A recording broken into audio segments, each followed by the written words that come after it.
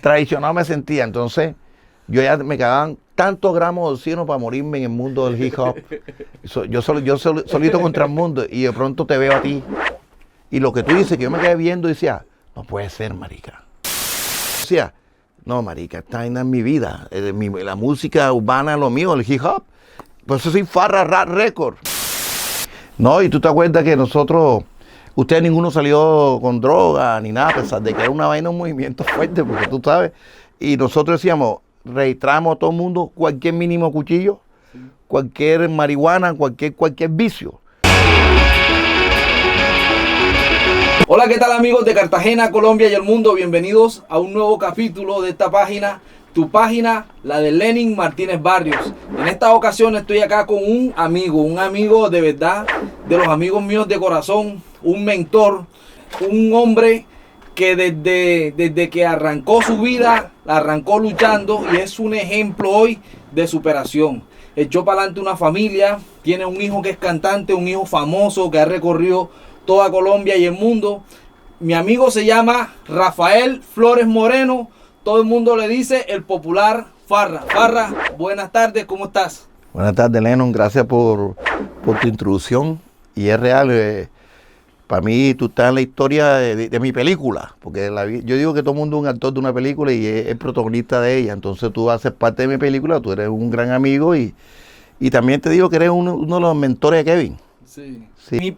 Yo siempre vivía aquí, desde el 96 vivo en Los Calamares, pero nosotros tenemos una historia. Yo hacía rap y nos reuníamos en la casa de un amigo, Alfredo Polo Angarita, en Los Caracoles, y yo veía que Farra pasaba y nos veía entrenar, bailábamos rap allá y entonces entrenábamos en la terraza de Alfredo Polo. Y Farra se quedaba así con un grupo de amigos y él era el que más le llamaba la atención vernos bailando rap. Entonces, él siempre decía, tenemos que hablar.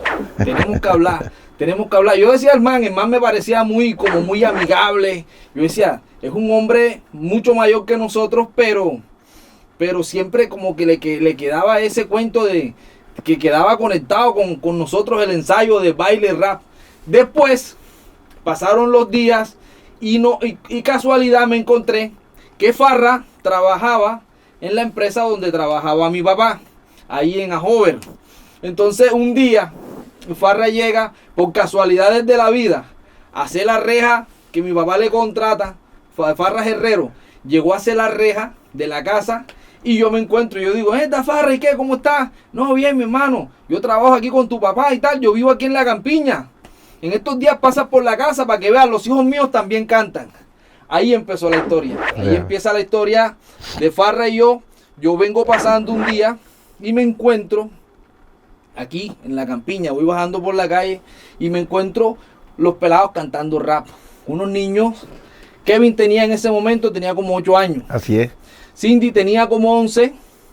Keiner y Rafita eran chiquiticos. Ya prácticamente estaban en pañales. Pero yo me di cuenta del pelado Kevin. Me dijo, vente. Me dice Farra, vente, entra. Para que veas a los pelados.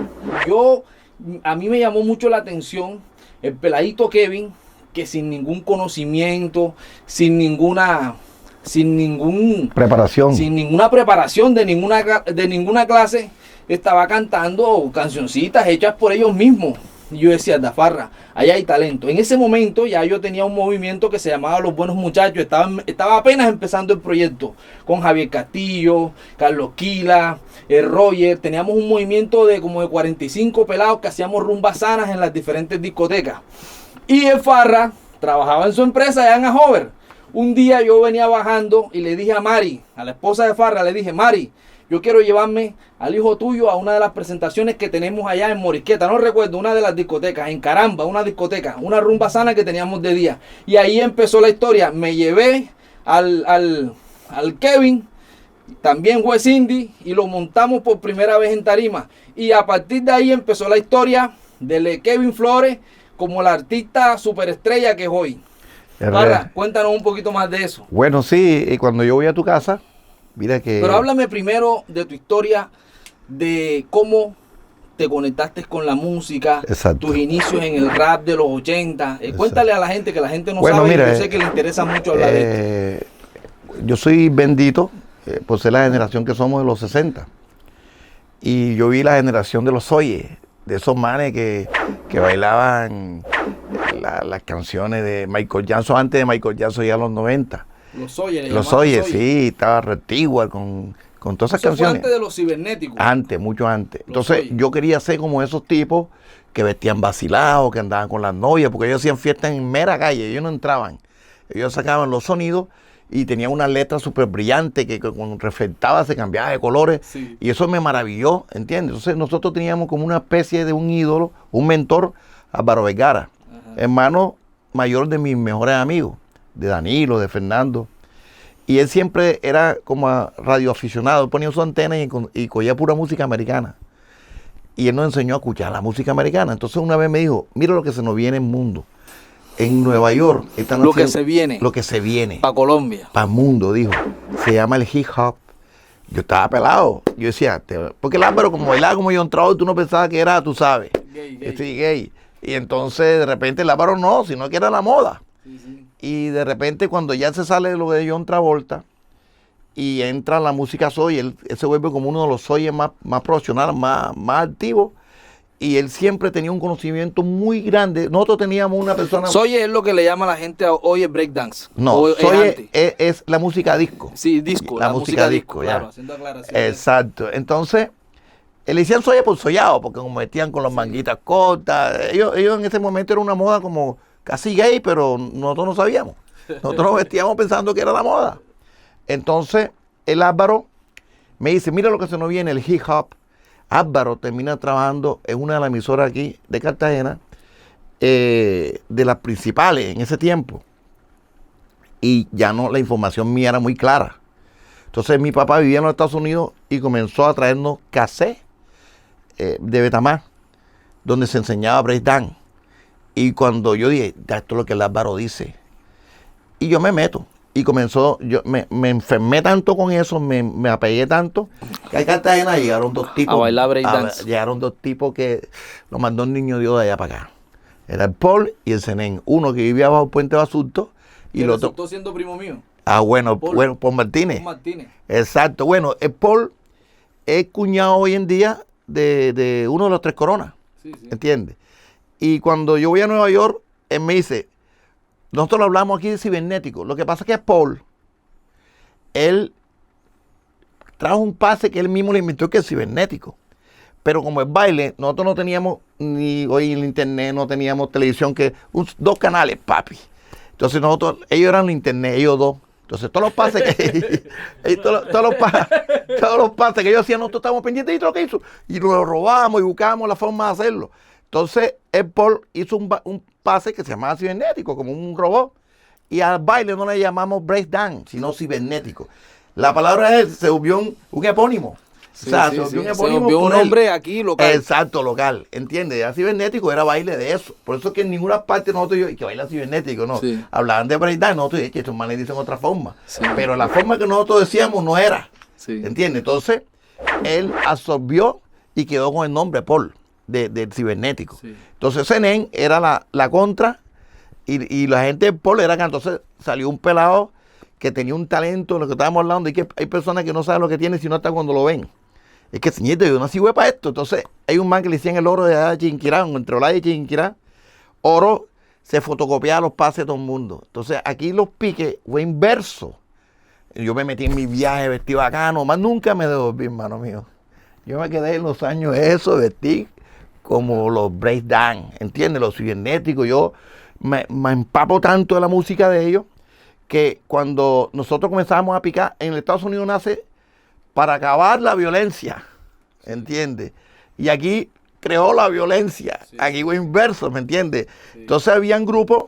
Sí, porque de los grupos de los barrios se convirtieron, terminaron peleando, empezaban a pelear y se volvieron pandillas. Pandillas. Porque mira, en el Paseo Bolívar con Torice existió un man que le decían el Calimán, que era peleonero. Y yo tenía unos amigos que se hacían llamar los Saturnos. ¿Entiendes? Ahí donde quedaba el reloj Florán antes, por el Cerro de San Felipe, el barrio ese. Y ambos lavaban caballos, uno por allá, y los caballos esos, las carrozas. Sí. Entonces tú sabes que en ese momento todo el mundo estaba en su película. Y vio una rivalidad entre ellos dos. Entonces la gente que defendía a Calimán le decían los Calimanes. Y a los que defendían a los dos hermanos Saturno le decían los Saturnos. ¿Me entiendes? Es más, tengo un amigo que estuvo conmigo que lo llamaron en Mata, porque él decía que todo el mundo mataba, tal, entonces le engancharon en Mata. Y todos que defendían los Mata de ese maní. Entonces se volvieron pandillas, pero era por el baile, porque en ese tiempo tú bailabas y de pronto un man te hacía un pase que no te gustaba. Después allá en La Esperanza había un grupo y que una pandilla que los Matica también. Era lo mismo, de la misma, los Maticas, porque es que había unos chiquiticos, y esta historia no lo... Había unos chiquiticos y como él andaba con los Matas, le decían, este es Matica, y terminó siendo líder allá de los Maticas, ¿entiendes? Verdad. Porque no era Mata grande, sino pequeñito. Pero en esta historia es bonita porque no había televisión, no había quien nos patrocinara. Nosotros vivíamos como con un video. Pero yo recuerdo que había un programa que lo conducía Alfonso Lizarazo, que se llamaba Viernes de Disco. Era un programa de... Ellos se llamaban... Primero nació... Yo era niño todavía y ese programa lo daban... Disco y otro que se llamaba Baile de Rumba. Era en la noche. Exacto. Los viernes en la noche daban ese programa. No, pero es que todo vino... Colombiana. Exacto, sí vino después. Sí. O sea, ponle 1 año o 2 años después vino. Años después. Porque sí vieron el movimiento que se dio natural. O sea... Salió espontáneo el tema del breakdance a nivel nacional. A nivel nacional. Aquí hicieron breakdance, una película, se llama... No me recuerdo el nombre ahora mismo. Y pusieron una tarima frente al Teatro Cartagena. Sí. Ese tiempo el Teatro Cartagena era centro de convenciones, hermano mío. Y se monta mi hermano, Willy, que le hicieron Electro. Cartagena que queda frente al centro de convenciones. Exacto. Eso era el Teatro Colón. Ahí donde ponían el reinado y tal, pero todos lo hicieron afuera porque eran los más representativos. Y mi hermano se montó, bailaba contra los Saturnos. Yo enseñé a Willy me pasó a mí bailando, ¿entiendes? Le hicieron Electro. Entonces aquí hubo unos personajes muy bárbaros. ¿Y qué hicieron? Ellos se dieron cuenta por las estadísticas, oye, esta niña se está bailando en toda Colombia, vamos a hacer un programa. Y la hija de Botero sacó un programa que se llamaba Los 10 Mejores de la Música. Eso era un programa que nosotros nos sentábamos como unos bobos. Yo vivía en Norteamérica, yo nací aquí por error geográfico, pero yo soy de allá. Mentira, mamándote gallo. Eso decíamos nosotros porque nos absorbió tanto que nosotros caminábamos como ellos. Como americanos. Yo me motilé y me hice un lápiz así, una vaina que la gente se reía. Yo también me hice ese corte en los 90. Entonces, ese corte regresó en los 90, como le llamaban en los tubeños, le llamaban la platabanda, así, era así. Un corte rectangular. Exacto. ¿Entiendes? Exacto. Tanto que cuando yo tenía amores con Mari, los tíos se burlaban y que yo vendía pescado, entonces me quedaba la figura de la porcelana. Entonces, uno de ellos terminó siendo cantante y se me robó el mutilado, para que te des cuenta cómo me cuenta. Gracias a Dios, yo me involucré, nosotros hicimos con el Clave, con Willy, cogíamos los cartones y lo íbamos con un cartón grande de esa de nevera y comenzábamos a picar para no arrastrarnos en el piso. Y esa vaina se volvió una vaina bella. Nosotros mismos hicimos nuestros propios caminos, se hicieron famosos mucha gente a punta boca. No había televisión, ¿entiendes? Nosotros pensamos que había como una cámara atrás y nosotros hasta caminábamos así. Era una vaina, pero estábamos empapaditos de eso. Entonces, ¿qué sucede? Que cuando yo me quedo, el tiempo pasa y la gente se va retirando y yo pensé que estaba traicionado. Yo me sentía como cuando ya el peba de cabeza para el fondo. Se fue saliendo el uno como es. Fue pasando y ya la moda del breakdance y murió, todo iba cambiando. Exacto, murió. Pero yo no fue que murió, yo pienso que fue... Murió aquí. Exacto, fue como un cortocircuito de que la música dejó de llegar acá, porque el breakdance y la música del rap y eso fue evolucionando, nunca se detuvo. Para allá voy. Lo que te digo que murió es porque éramos masa. Entonces, por ejemplo, es como cuando tú escuchas vallenato con alguien. Exacto, la gente empieza a madurar, adquiere sus responsabilidades y como eso no daba plata, entonces la gente se iba saliendo. Y yo me sentía traicionado. Porque yo era el líder. Uno de los líderes, Dexter salió de aquí. Sí. Dexter, ya, mucha gente. Lucho Jiménez vino después. Sí, Lucho Jiménez mucho después. Lucho Jiménez casi es contemporáneo contigo. Sí, Lucho de los 90. Exacto. Finales de los 80, principios Cuando de los 90. Cuando tú echas el cuento que como la película buena que a veces arranca de atrás para adelante, ahora yo voy a ponerte la película aquí, yo me encuentro... Y cuando yo me sentía traicionado, que todo el mundo que vallenato, el otro la salsa, la vaina, yo decía... El rock en español. El rock en español. Que en el 88, 89, una fiebre de rock en español. Sí. Pero en Cartagena, la gente escuchando y que Enanito Verde. Traicionado me sentía. Entonces, yo ya me quedaban tantos gramos de oxígeno para morirme en el mundo del hip hop. Yo solito contra el mundo y de pronto te veo a ti. Y lo que tú dices, que yo me quedé viendo y decía, no puede ser, marica. ¿Será que llegué? Y estos manes, el papá tiene que ser un man como yo. Yo decía, porque tú estabas como yo, mucho menor, pero estabas empapado. ¿Entiendes? Ya ustedes manejaban más, no es baile, más los videos, el canto, porque son dos etapas diferentes. Nosotros mismo baile, ustedes el canto, eso es lo que hay que diferenciar. Sí. Y yo veía, y yo todo el tiempo, yo nací con un don de pintar, de dibujar. ¿Entiendes? Sí, en ese tiempo en los Caracoles, los Chirrachá, que era mi grupo, Alfredo Polo, Mr. H, nosotros cantábamos y bailábamos. Y yo te mostré también canciones cantando. Claro. Entonces, yo decía, pero está vivo. Sí. Y fue cuando me metí cabeza a empaparme nuevamente y me sentí poderoso. ¿Entiendes? Epa, yo, man, ahí sigue, ya se vio andando con pelados, ¿qué tal? Pero yo decía, anda, mi hermano, y yo le llevo, son unos 10 años a ustedes. Entonces, yo decía, no, marica, esta vaina es mi vida, la música urbana es lo mío, el hip hop. Por eso soy Farra Rap Record, ¿entiendes? De rap. Entonces, cuando yo digo, este pelado me lo llevó para mi mundo, marica. Y ya cuando encuentro, yo veo tu movimiento, porque tú eres un líder nato, siempre te lo he dicho. Y veo tu movimiento, yo me meto en tu movimiento y te acuerdas que los retos eran, la fiesta que ustedes estaban comenzando hacían para 100 personas y nosotros hablábamos de coger la discoteca en Sara, que era para 2.000. Para 3.000 personas. Para 3.000 personas. Entonces decía, ese era el reto, como sí. Hoy en día es un buen teníamos video. Teníamos que crecer en cantidad de gente. Comenzamos a hacer las reuniones, ya tú comenzaste a tener más visión, yo aportaba hasta dinero para cosas, para que compraran. Y comenzamos a apoderarnos de todos los eventos. Yo les cuento alguna percepción. Cuando Farra empieza a andar con nosotros, Farra era un hombre que tenía una responsabilidad, tenía a su esposa, tenía 4 hijos que todavía los tiene, que son los pelados de los que les estoy hablando. Tenía sus 4 pelados chiquiticos, trabajaba en una empresa, no podía salirse. Y era una cosa que cualquier persona no hace. En ese tiempo Farra podía tener... ¿Cuántos podía 34, tener? 35 años. Y yo tenía 20. Exactamente. Entonces, era un hombre, en ese tiempo, un hombre mayor que andaba con unos pelados que tenían un hambre de crecer grande, un hambre de echar para adelante. Y nosotros escuchábamos a Farra los consejos y siempre era como el hombre, el señor que nos atemperaba, que nos daba unos consejos sabios y siempre decía, a mí no me parece, pero ustedes saben y tal. Entonces, ahí entró ese conocimiento de su experiencia de vida y la fiebre y la voluntad y las ganas que teníamos nosotros de echar para adelante. Ahí fuimos creando lo que se llamaba el movimiento Buenos Muchachos.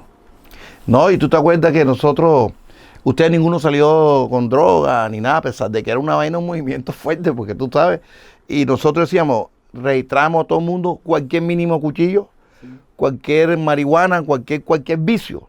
Entonces, nosotros lo decomisábamos en mayo. ¿Te acuerdas que comenzó a hacer fiesta en mi patio, que era la fiesta del Palito Coco? Sí. Y hicimos nuestra propia tarima para dar la oportunidad a todos los muchachos que estaban cantando.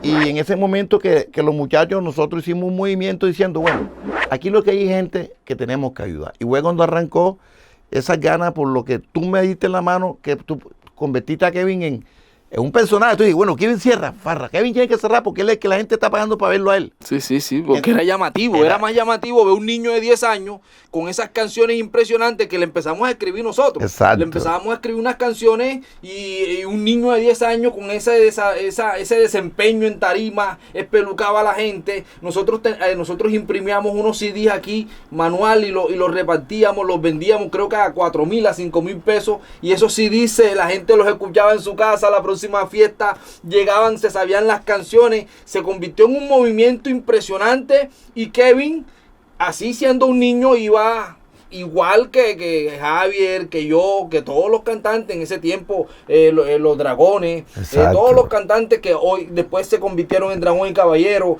Armandito, toda la gente que Latin Dream, todo lo que exacto. Entonces Kevin fue creciendo y ahí empieza el movimiento de Kevin, Farra y Kevin haciendo sus actividades independientes. Farra, síguenos contando. No, y nosotros nos dimos cuenta que esto es un manejo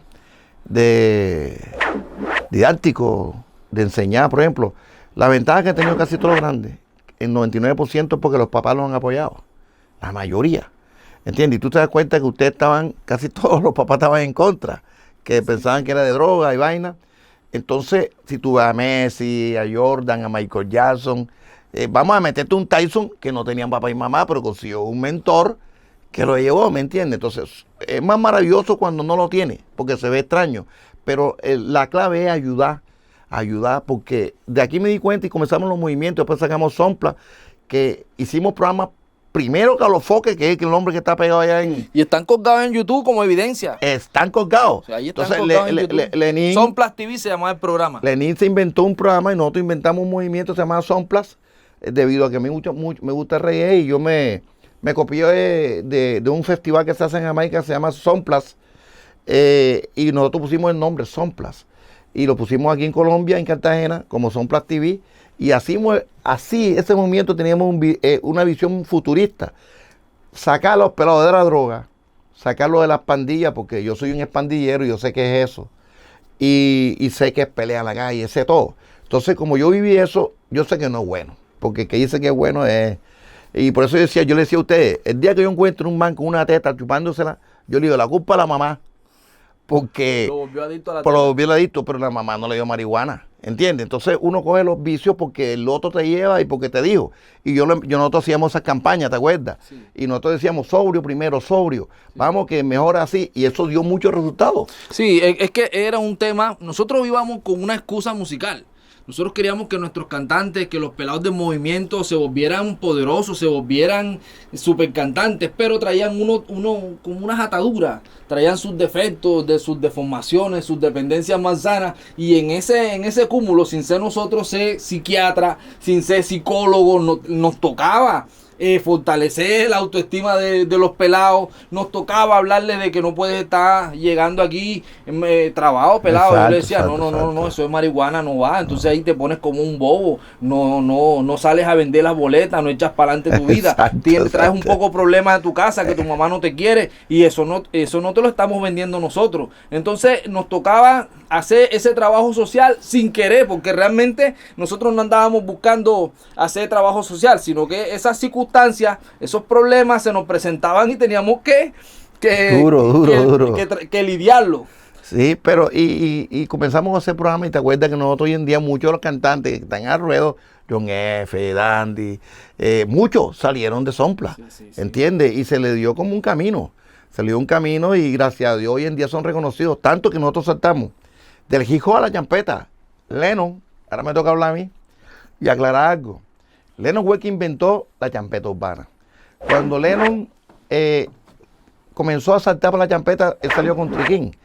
Y me dice, Farra, marica, tú sabes que yo era el pastor aquel que predicaba. Y que rap puro. Que rap puro. Y yo le decía, Lennon, marica, en realidad no vamos a poder vivir porque ve que ni nos ponen. Hay que buscar la forma de sobrevivir.